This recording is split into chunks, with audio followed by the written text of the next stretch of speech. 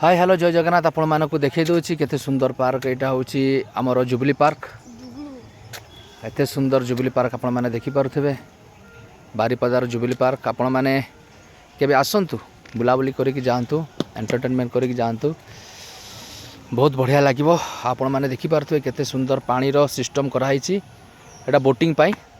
तो खरा दिन प्राय तो सुखी जाए किंतु वर्षा दिन पानी भरीगला ये बोटिंग भी हो जाए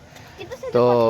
बहुत बढ़िया लगे आ यही छुआटा आज बहुत हैरान होगा पड़ा कौन करवा मैजिक शो देखा नहीं थी किंतु टिकेट सरीगला कौन करवा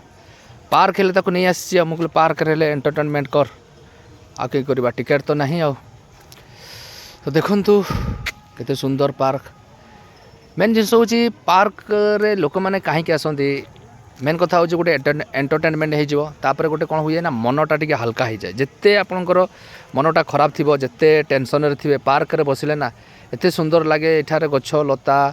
साजा सजा जो सिस्टमेटिकली बनई था बुलाबुली कले माइंडटा बहुत फ्रेश हो जाए माइंडटा फ्रेश हवा दरकार सब जंग रखिए